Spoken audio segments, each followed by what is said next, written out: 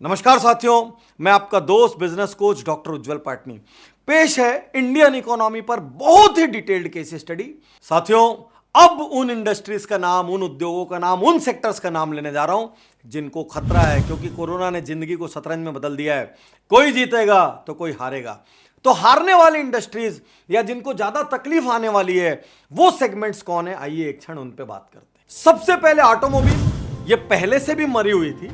यदि MG Hector किया ऐसे एक दो एग्जांपल्स को छोड़ दें, ये पहले से भी मरी हुई थी, ये और मरेंगे क्योंकि ये किसी भी रूप में एसेंशियल नहीं है। इस वक्त आदमी को इसका ध्यान बिल्कुल नहीं आएगा। ऑटोमोबाइल। सेकंड, बहुत बड़ा देश का हिस्सा रियल एस्टेट में इन्वॉल्व है। ऑलरेडी रियल एस्टेट मरा पड़ा था, सालों साल से घुटनों के बल चल रहा था, रेंग रहा था। थोड़ी सी रोशनी की किरण नजर आई थी, लेकिन मुझे डाउट है अगले 1-1.5 साल के लिए रियल एस्टेट फिर नीचे चले जाएगा, क्योंकि इस वक्त कोई भी आदमी बड़े इन्वेस्टमेंट नहीं करना चाहेगा जो एसेंशियल ना हो। ज्वेलरी इंडस्ट्री नीचे जा सकती है, क्योंकि जिनके घरों में शादियां हैं वो तो ज्वेलरी लेंगे, उनकी मजबूरी है, हालांकि उनका भी बजट कम हो जाएगा। और बाकी जितने भी लोग एस्पिरेशनल ज्वेलरी लेते थे, जब बाहर कहीं जाना ही नहीं है, जब पार्टियां ही कम हो रही है, जब गैदरिंग्स ही कम हो रही है, तो ज्वेलरी दिखाएंगे किसको? तो ज्वेलरी इंडस्ट्री भी नीचे आएगी। फर्नीचर्स, फर्निशिंग अर्थात सारे पर्दे, sofa cloth manufacturer, dealer, accessories, घर को सजाने वाली जितनी भी चीजें हैं, आप सब नीचे आएंगे, क्योंकि इस वक्त आदमी अपने घर में रुकेगा। इस वक्त वो कोई भी भीड़ वाली दुकान में नहीं जाना चाहेगा और ये हैंगओवर काफी दिन तक रहेगा। यदि उसके घर में इमरजेंसी कोई दिक्कत है तो ही वो खरीदने निकलेगा, और आप तीनों इमरजेंसी में नहीं आते हैं, फर्नीचर भी नहीं आता है, फर्निशिंग्स भी नहीं आता है, होम एसेसरीज भी नहीं आता है, आप सबको दिक्कत है। जब मैं लगातार यहां बोल रहा हूं कि ये नीचे जाएगी, इसको दिक्कत होगी, तो ऐसा नहीं है कि कोई भी नहीं चलेगा। कुछ लोग चलेंगे, लेकिन उनको क्या खास काम करना होगा ये देखने के लिए मेरी अगली केस स्टडी का इंतजार कीजिए, क्योंकि ऑलरेडी इसमें कंटेंट इतनी ज्यादा है कि इसमें हम सारे सुझाव और समाधान वाले पार्ट नहीं दे पाएंगे। Luxury clothing, premium clothing, ethnic clothing, आप सबको दिक्कत जाएगी, क्योंकि इस पीरियड में लोग लग्जरीज की ओर नहीं जाना चाहेंगे। फंक्शंस कम होंगे, और फंक्शंस कम होंगे तो गैदरिंग्स भी कम होगी, और गैदरिंग कम होगी तो लोग दिखावे में ज्यादा यकीन नहीं करेंगे। अब हम आते हैं उस सेगमेंट को जिसको आज भी सबसे बड़ा नुकसान है। उस सेगमेंट ने जिंदगी में कभी ऐसा नुकसान ना देखा था, ना सोचा था। वो सेगमेंट है hotel, airlines, travel agencies, travel companies, सारी हॉलिडे कंपनीज, सारे लोकल टैक्सी ऑपरेटर्स जिसमें बड़े खिलाड़ी भी शामिल है, ओला, उबर। आपका ये जो पूरा ट्रेवल एंड हॉस्पिटैलिटी ग्रुप है, आप दिक्कत में रहेंगे। दिक्कत इसलिए रहेगी क्योंकि टूरिस्ट कम आएंगे जाएंगे, डोमेस्टिक टूरिस्ट कम ट्रेवल करेगा। बिजनेसेस ट्रेवल करने की जगह फोन का, ई कॉन्फ्रेंसिंग का ज्यादा सहारा लेंगे। लोगों के दिमाग में डर बना हुआ रहेगा, क्योंकि यह भी अब कहा जा रहा है कि जो ठीक हो जाता है वो भी कुछ दिन तक दूसरों को इन्फेक्ट कर सकता है, और ये बात जब तक चलती रहेगी तब तक आपका पूरा सेगमेंट डाउन रहेगा। लेकिन यहां आज मैं आपको एक बात कह दूं, आप कुछ भी करके कुछ महीने सरवाइव कीजिए, उसके बाद जैसे ही कोरोना का आतंक खत्म होगा, सबसे ज्यादा बेनिफिट यदि किसी इंडस्ट्री को मिलेगा तो आपको, क्योंकि लोग अपने घरों के लॉकडाउन में, अपने शहरों के लॉकडाउन में त्रस्त हो जाएंगे, और जिसके पास भी डिस्पोजेबल कैपिटल होगा, लिक्विडिटी होगी, वो सबसे पहले ये एहसास करेगा कि जिंदगी में पैसा कोई काम नहीं आता, और वो अपने शौक पूरे करने निकलेगा। और दुनिया के बड़े शौकों में से एक शौक है ट्रैवल, एंटरटेनमेंट। साथियों, इस केस स्टडी में इतनी सारी बात कही गई है कि हो सकता है आपको याद न रहे, आपको ध्यान न रहे। इस केस स्टडी से जुड़ा बहुत ही विस्तृत डॉक्यूमेंट हिंदी और इंग्लिश में उज्जवल पाटनी यूट्यूब चैनल में दिया जा रहा है। साथियों, इस केस स्टडी को अंत तक जरूर देखना, मिस मत करना। और इसके बाद मेरी अगली केस स्टडी आने वाली है, जिसमें मैं ये बताऊंगा इस वक्त हम सरवाइव कैसे करें। अगला बहुत बड़ा सेगमेंट आता है कंज्यूमर इलेक्ट्रॉनिक्स। मोबाइल को छोड़ के आप सबको दिक्कत रहेगी।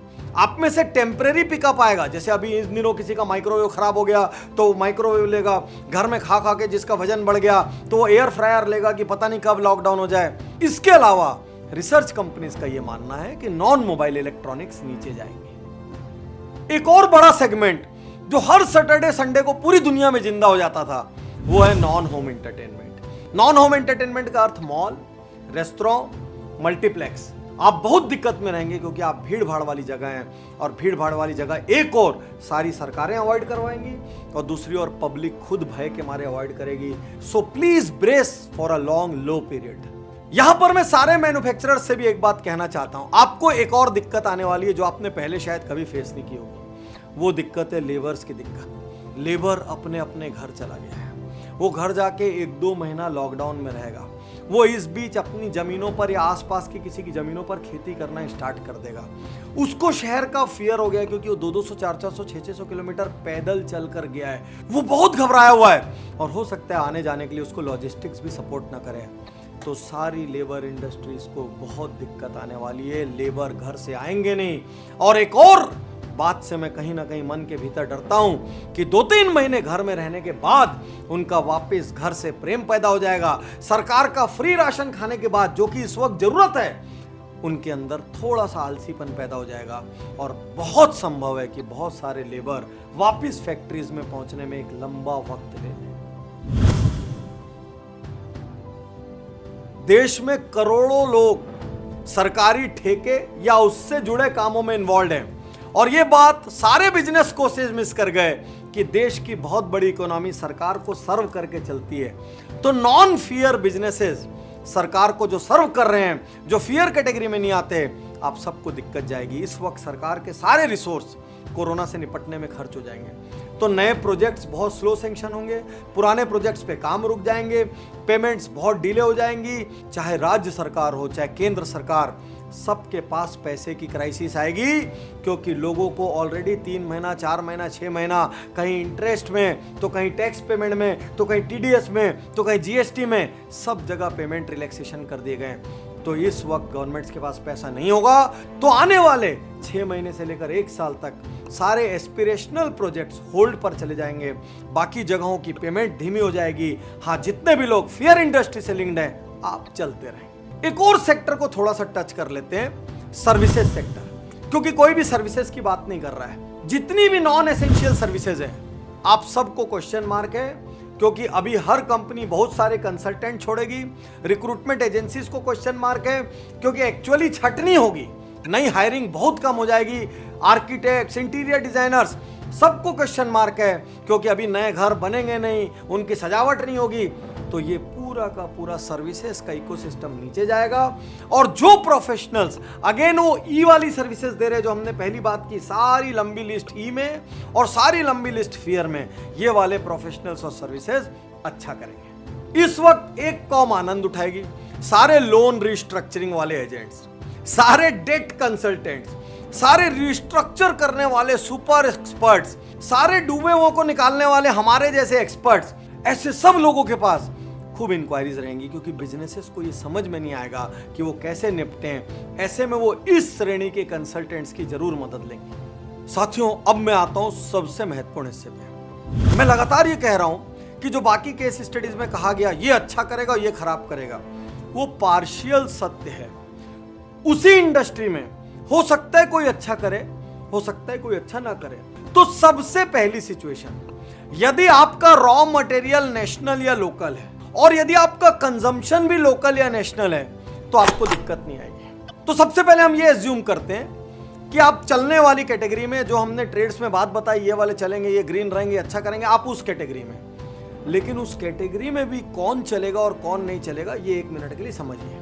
आपके शहर में कोई एक ब्रेड बनाने वाली बेकरी है, वो ब्रेड लोकल रॉ मटेरियल से बनाता है और आप लोकली उसको खा लेते हैं, वो चलेगा। मान लीजिए आप छत्तीसगढ़ में रहते हैं और यहां पे जो आप दाल खा रहे हैं वो महाराष्ट्र से आ रही है, तो भी आप चलेंगे, क्योंकि नेशनल रॉ मटेरियल है और नेशन के अंदर ही कंज्यूम हो रहा है, तो आपको दिक्कत नहीं जाएगी। दिक्कतें कहां से शुरू होगी? मान लीजिए आपका ग्लोबल रॉ मटेरियल है और लोकल कंजम्पशन है।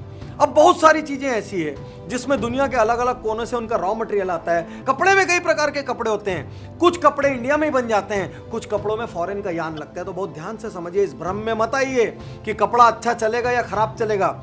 अच्छे से समझिए, यदि ग्लोबल रॉ मटेरियल है और लोकल या नेशनल कंजम्पशन है, अर्थात इंडिया में कंज्यूम कर रहे हैं, तो सप्लाई चेन की दिक्कतें आएगी। डिपेंड करेगा वर्ल्ड के किस पार्ट से आपका माल आता है। तीसरी सिचुएशन, यदि आपका बिजनेस भले चलने वाली कैटेगरी में, लेकिन ग्लोबल रॉ मटेरियल है और ग्लोबली कंजम्पशन है। मतलब आप कई जगह से चीजों को मंगा रहे हैं और उनको वापस से कहीं बाहर भेज रहे हैं, आपको डबल दिक्कत है, क्योंकि आपको चीजें आने में भी दिक्कत आएगी और चीजें बाहर भेजने में भी दिक्कत आएगी। इसका एग्जांपल देता हूं। मान लीजिए कोई एक इलेक्ट्रॉनिक गुड बनाने के लिए आपको ताइवान का भी पार्ट लग रहा है, आपको चाइना का भी पार्ट लग रहा है, आपको यूरोप का भी कोई पार्ट लग रहा है, तो हो सकता है आपका ताइवान और चाइना वाला पार्ट आ जाएगा, आपका यूरोप का पार्ट अटक जाएगा, तो आपकी असेंबली लाइन पूरी नहीं हो पाएगी। यही दिक्कत ऑटोमोबाइल को भी होगी, उनके भी अलग अलग देशों से पार्ट आते हैं, तो पता चला कोई देश सही चल रहा है और किसी देश में कोरोना की मार पड़ी हुई है, तो उनकी असेंबली लाइन पूरी नहीं हो पाएगी। तो बहुत ध्यान से अपने आप को आंकिए कि भले मैं चलने वाली इंडस्ट्री में हूं, लेकिन क्या मेरा कोई रॉ मटेरियल ऐसा है जो इंटरनेशनली डिपेंडेंट है, जो बाहर से आता है।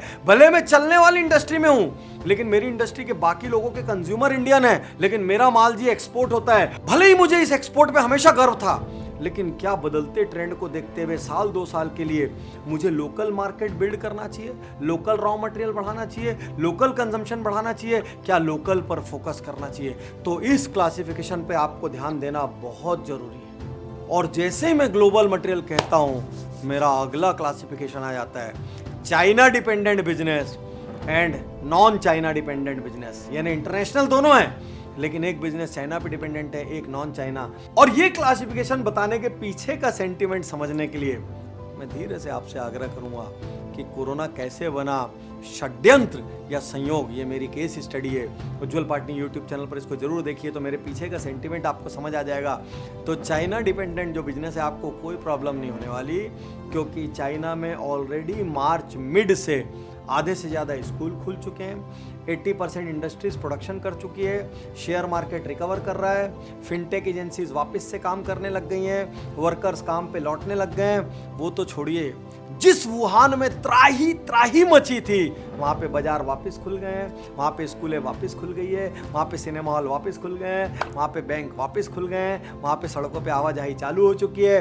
तो इसलिए मैं यहाँ कहना चाहता हूँ कि यदि ग्लोबल रॉ मटेरियल भी आ रहा है और वो चाइना से आ रहा है, तो आपको चिंता ज्यादा नहीं करनी चाहिए। साथियों, उम्मीद है इस केस स्टडी ने आपको जबरदस्त प्रभावित किया होगा। यदि आपको अच्छी लगी हो तो पक्का शेयर करें और डॉक्यूमेंट डाउनलोड जरूर करें। भूले ना कि आजकल उज्ज्वल पाटनी यूट्यूब चैनल बहुत ज्यादा रिसर्च केस स्टडी बना रहा है, इसीलिए हमारी संख्याएं थोड़ी सी कम हो गई है, लेकिन यहां और इससे आगे आप जो भी केस स्टडी देखेंगे, आपको लगेगा ये 100 मैगजीन के बराबर एक केस स्टडी। शुक्रिया, धन्यवाद, थैंक यू।